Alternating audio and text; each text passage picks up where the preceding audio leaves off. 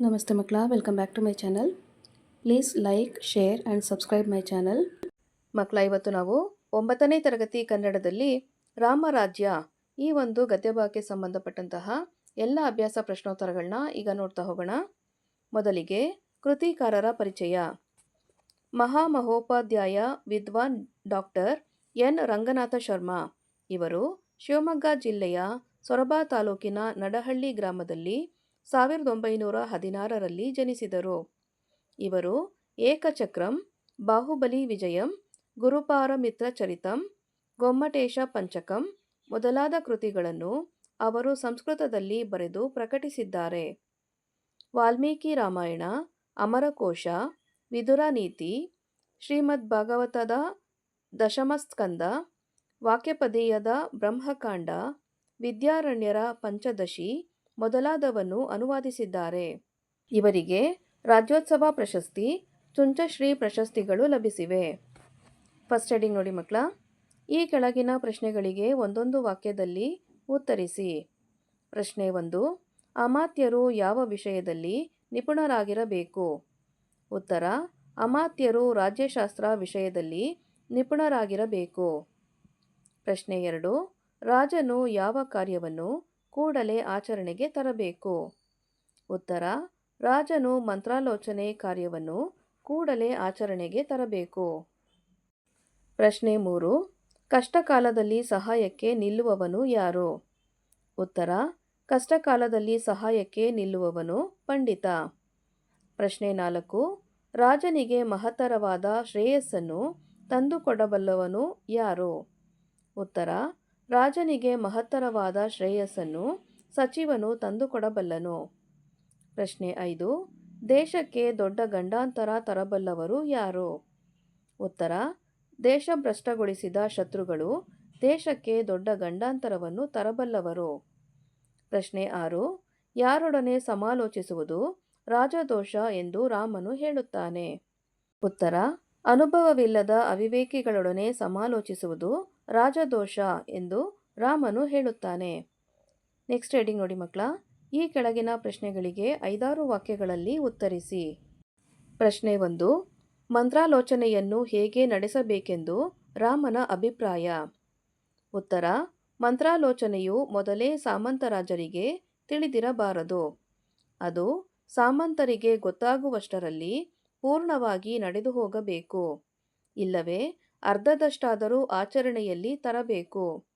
ರಾಜನಾಗಲಿ ಅವನ ಮಂತ್ರಿಗಳಾಗಲಿ ನಡೆಸಿದ ಮಂತ್ರಾಲೋಚನೆಯು ಊಹೆಯಿಂದಲೂ ಯುಕ್ತಿಯಿಂದಲೂ ಜನರಿಗೆ ತಿಳಿದು ಬಹಿರಂಗವಾಗದಂತೆ ಎಚ್ಚರಿಕೆ ವಹಿಸಿ ಮಂತ್ರಾಲೋಚನೆಯನ್ನು ನಡೆಸಬೇಕೆಂದು ರಾಮನು ಅಭಿಪ್ರಾಯಪಟ್ಟನು. ಪ್ರಶ್ನೆ 2.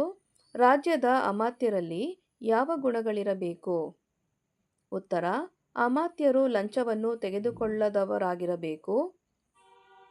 ಪ್ರಾಮಾಣಿಕತೆಯ ವಿಷಯದಲ್ಲಿ ಸಂದೇಹಾತೀತರೂ ಆಗಿರಬೇಕು. ಪ್ರಜೆಗಳಿಗೆ ಉಗ್ರದಂಡನೆಯನ್ನು ವಿಧಿಸಿ ರಾಷ್ಟ್ರವನ್ನು ಉದ್ವೇಗಗೊಳಿಸಲು ತೊಡಗದವರೂ ಆಗಿರಬೇಕು. ಪ್ರಶ್ನೆ 3. ಯಾವ 3 ವ್ಯಕ್ತಿಗಳನ್ನು ರಾಜನು ತ್ಯಜಿಸಬೇಕು, ಯಾಕೆ? ಉತ್ತರ: ರಾಜನು ಈ 3 ವ್ಯಕ್ತಿಗಳನ್ನು ತ್ಯಜಿಸಬೇಕು ಎಂದು ಹೇಳುತ್ತಾನೆ. ಉಪಾಯದಿಂದ ಹಣ ಕೀಳುವ ವೈದ್ಯ, ಒಡೆಯನನ್ನೇ ದೂಷಿಸುವ ಸೇವಕ, ಖಜಾನೆಯ ಐಶ್ವರ್ಯದ ಮೇಲೆ ಕಣ್ಣಿಟ್ಟಿರುವ ಸೈನಿಕನನ್ನು ರಾಜನು ತ್ಯಜಿಸಬೇಕು ಎಂದನು. ಏಕೆಂದರೆ ರಾಜನು ಈ ವ್ಯಕ್ತಿಗಳ ಕುತಂತ್ರದಿಂದಲೇ ವಿಪತ್ತಿನಲ್ಲಿ ಸಿಕ್ಕಿಕೊಳ್ಳಬಾರದು. ಪ್ರಶ್ನೆ 4. ದೂತನು ಹೇಗಿರಬೇಕು? ಉತ್ತರ: ನಮ್ಮ ದೇಶದಲ್ಲಿಯೇ ಹುಟ್ಟಿ ಬೆಳೆದ ವಿದ್ವಾಂಸನನ್ನು ದೂತನಾಗಿ ನೇಮಿಸಿಕೊಂಡಿರಬೇಕು. ದೂತನು ಕಾರ್ಯಸಮರ್ಥನೂ ಪ್ರಭಾವಶಾಲಿಯೂ ಆಗಿರಬೇಕು. ಹೇಳಿ ಕಳಿಸಿದ ಸಂದೇಶವನ್ನಷ್ಟೇ ತಿಳಿಸುವ ಸತ್ಯವಂತನಾಗಿರಬೇಕು. ವ್ಯಕ್ತಿ ವಸ್ತುಗಳ ಮೌಲ್ಯವನ್ನು ಯೋಗ್ಯತೆಯನ್ನು ಸರಿಯಾಗಿ ಗುರುತಿಸಬಲ್ಲ ನಿಷ್ಣಾತನಾಗಿರಬೇಕು. ಪ್ರಶ್ನೆ 5. ಸೇವಕರ ವಿಷಯದಲ್ಲಿ ರಾಜನು ಹೇಗೆ ವರ್ತಿಸಬೇಕು? ಉತ್ತರ: ಸೇವಕನು ಖಜಾನೆಯ ಐಶ್ವರ್ಯದ ಮೇಲೆ ಕಣ್ಣಿಟ್ಟಿರುತ್ತಾನೆ. ಅವರಿಗೆ ಉಗ್ರ ಶಿಕ್ಷೆ ಕೊಡಬೇಕು. ಇಲ್ಲದಿದ್ದರೆ ರಾಜನು ಈ ವ್ಯಕ್ತಿಗಳ ಕುತಂತ್ರದಿಂದಲೇ ವಿಪತ್ತಿನಲ್ಲಿ ಸಿಕ್ಕಿಕೊಳ್ಳಬಹುದು. ಪ್ರಶ್ನೆ 6. ಖಜಾನೆಯನ್ನು ಹೇಗೆ ನಿಭಾಯಿಸಬೇಕೆಂದು ರಾಮನು ಹೇಳುತ್ತಾನೆ? ಉತ್ತರ: ಆದಾಯವು ವ್ಯಯಕ್ಕಿಂತ ಹೆಚ್ಚಾಗಿರಬೇಕು. ರಾಜ್ಯದ ಬೊಕ್ಕಸದಲ್ಲಿ ಸಂಗ್ರಹಿಸುವ ಸಂಪತ್ತೆಲ್ಲವೂ ರಾಜ್ಯದ ಅಭಿವೃದ್ಧಿಯ ಕೆಲಸ ಕಾರ್ಯಗಳಿಗೆ ವಿನಿಯೋಗವಾಗಬೇಕು. ಖಜಾನೆಯನ್ನು ಬರಿದುಗೊಳಿಸಬಾರದು. ಖಜಾನೆಯು ಬರಿದಾಗಿದೆಯೆಂದು ಅದನ್ನು ತುಳುಕುವಷ್ಟು ತುಂಬಿಸಿಕೊಳ್ಳಲು ಅನರ್ಥ, ಅನ್ಯಾಯಗಳ ಮಾರ್ಗವನ್ನೂ ಹಿಡಿಯಬಾರದೆಂದು ರಾಮನು ಹೇಳುತ್ತಾನೆ. ನೆಕ್ಸ್ಟ್ ಹೆಡಿಂಗ್ ನೋಡಿ ಮಕ್ಕಳ. ಕೆಳಗಿನ ಪ್ರಶ್ನೆಗಳಿಗೆ 10 ವಾಕ್ಯಗಳಲ್ಲಿ ವಿಸ್ತಾರವಾಗಿ ಉತ್ತರಿಸಿ. ಪ್ರಶ್ನೆ 1. ರಾಜ್ಯಾಡಳಿತದ ವಿಷಯದಲ್ಲಿ ರಾಮನ ಉಪದೇಶವನ್ನು ಸಂಗ್ರಹವಾಗಿ ಬರೆಯಿರಿ. ಉತ್ತರ: ರಾಮನು ಭರತನನ್ನು ಪ್ರೀತಿಯಿಂದ ಮಾತಾಡಿಸಿ ಪಕ್ಕದಲ್ಲಿ ಕುಳ್ಳಿರಿಸಿಕೊಂಡು ಸಾವಧಾನವಾಗಿ ಕುಶಲ ಪ್ರಶ್ನೆಗಳನ್ನು ಕೇಳಿದನು. ಪ್ರಾರಂಭದ ಮಾತುಕತೆಗಳೆಲ್ಲ ಮುಗಿದ ಬಳಿಕ ಅಯೋಧ್ಯೆಯಲ್ಲಿ ಭರತನ ಆಡಳಿತವು ಹೇಗೆ ನಡೆಯುತ್ತಿದೆ ಎಂಬುದನ್ನು ತಿಳಿಯಲು ಶ್ರೀರಾಮನು ಹಲವು ಪ್ರಶ್ನೆಗಳನ್ನು ಕೇಳುತ್ತಾ ಸೂಕ್ತ ಸಲಹೆಗಳನ್ನು ಈ ಮುಂದಿನಂತೆ ನೀಡುವನು. ಭರತ ರಾಜ್ಯವನ್ನು ಆಳತಕ್ಕವರಿಗೆ ಸಮಾಲೋಚನೆಯೇ ಜಯಕ್ಕೆ ಮೂಲ ಕಾರಣವಾದದ್ದು. ಅಮಾತ್ಯರು ಈ ಸಮಾಲೋಚನೆಯನ್ನು ಗೌಪ್ಯವಾಗಿಟ್ಟಿರಬೇಕು. ಒಬ್ಬರೇ ಸಮಾಲೋಚನೆ ಮಾಡಿ ನಿರ್ಣಯಕ್ಕೆ ಬರಬಾರದು. ಸಮಾಲೋಚನೆಯು ಕಾರ್ಯರೂಪಕ್ಕೆ ಬರುವುದರೊಳಗೆ ರಾಷ್ಟ್ರದಲ್ಲಿ ಬಹಿರಂಗವಾಗಬಾರದು. ಕಡಿಮೆ ಪ್ರಯತ್ನದಿಂದ ಹೆಚ್ಚು ಫಲವನ್ನು ಕೊಡುವ ಕಾರ್ಯವನ್ನು ಕೂಡಲೇ ಆಚರಣೆಗೆ ತರಬೇಕು. ಅದು ಮೊದಲೇ ಸಾಮಂತರಾಜರಿಗೆ ತಿಳಿಯಬಾರದು. ಸಾಮಂತರಾಜರಿಗೆ ಗೊತ್ತಾಗುವಷ್ಟರಲ್ಲಿ ಪೂರ್ಣವಾಗಿ ಆಚರಣೆಗೆ ತರಬೇಕು. ಇಲ್ಲವೇ ಅರ್ಧದಷ್ಟಾದರೂ ಆಚರಣೆಯಲ್ಲಿ ಬಂದಿರಬೇಕು ಎಂದು ರಾಮನು ಉಪದೇಶವನ್ನು ನೀಡಿದನು. ಪ್ರಶ್ನೆ 2. ರಾಜ್ಯದಲ್ಲಿ ತಲೆದೋರಬಹುದಾದ 14 ದೋಷಗಳ ಬಗ್ಗೆ ವಿವರಿಸಿ. ಉತ್ತರ: ರಾಜನಲ್ಲಿ ಸಂಭವಿಸಬಹುದಾದ ದೋಷಗಳು 14.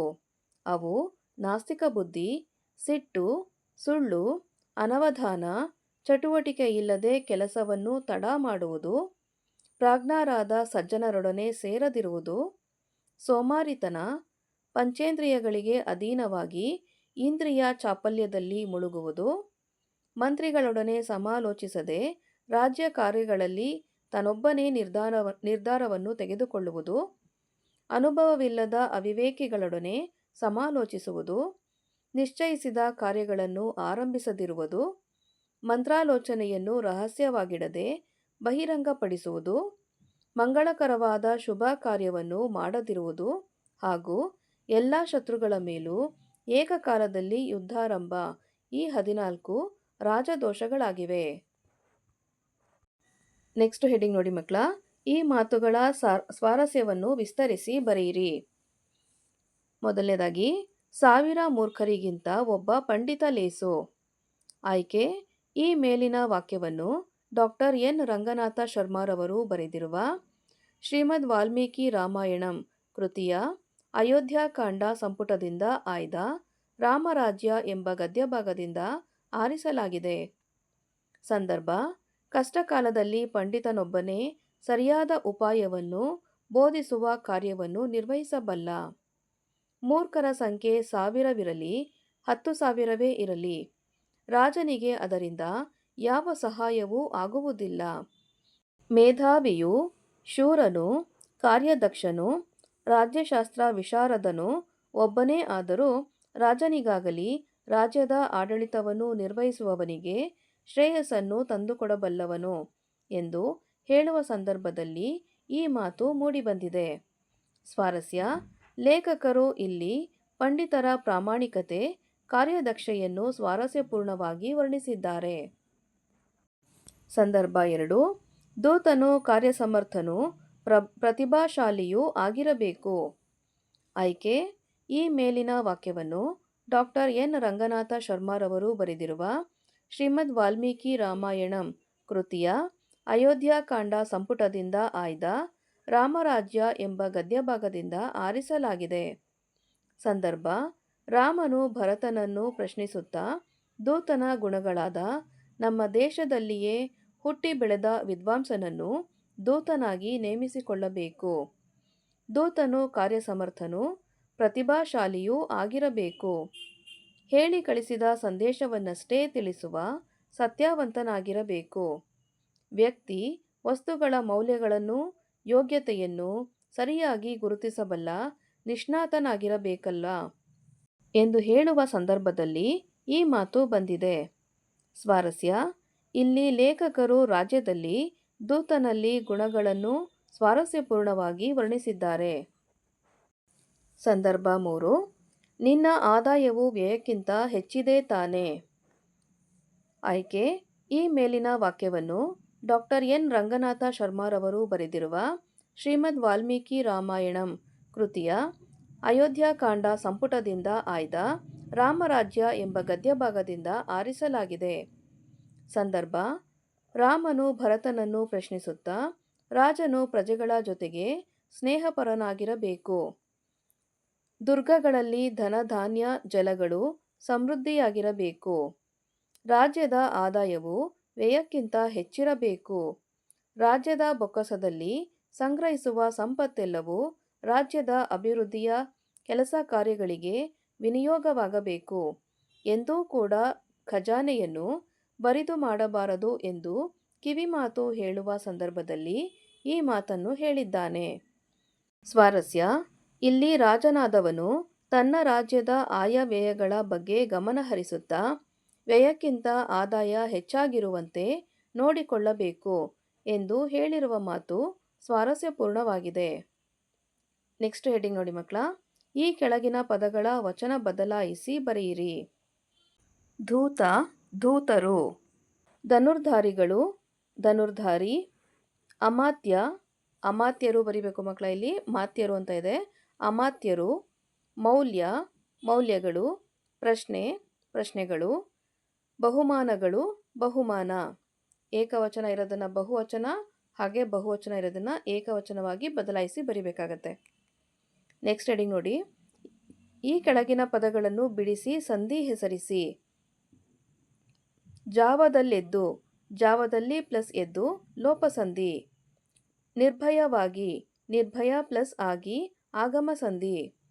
ದರ್ಶನವನ್ನು, ದರ್ಶನ ಪ್ಲಸ್ ಅನ್ನು ಆಗಮ ಸಂಧಿ. ಕಣ್ಣಿಟ್ಟಿರು, ಕಣ್ಣು ಪ್ಲಸ್ ಇಟ್ಟಿರು ಲೋಪಸಂಧಿ. ಮಕ್ಕಳ, ಇಲ್ಲಿಗೆ 9ನೇ ತರಗತಿಯ ಕನ್ನಡದಲ್ಲಿ ರಾಮರಾಜ್ಯ ಈ ಒಂದು ಗದ್ಯಭಾಗಕ್ಕೆ ಸಂಬಂಧಪಟ್ಟಂತಹ ಎಲ್ಲ ಅಭ್ಯಾಸ ಪ್ರಶ್ನೋತ್ತರಗಳು ಮುಕ್ತಾಯಗೊಂಡಿದೆ. ಈ ಒಂದು ವಿಡಿಯೋ ನಿಮ್ಗೆ ಇಷ್ಟ ಆದಲ್ಲಿ ದಯವಿಟ್ಟು ನಮ್ಮ ಚಾನಲ್ನ ಲೈಕ್ ಮಾಡಿ, ಶೇರ್ ಮಾಡಿ, ಸಬ್ಸ್ಕ್ರೈಬ್ ಮಾಡಿಕೊಂಡು ನಾವು ಹಾಕುವಂಥ ಎಲ್ಲ ವಿಡಿಯೋನ ನೋಡ್ತಾ ನಮ್ಮನ್ನು ಎನ್ಕರೇಜ್ ಮಾಡ್ತಾ ಹೋಗಿ ಮಕ್ಕಳ. Thank you for watching. Bye bye.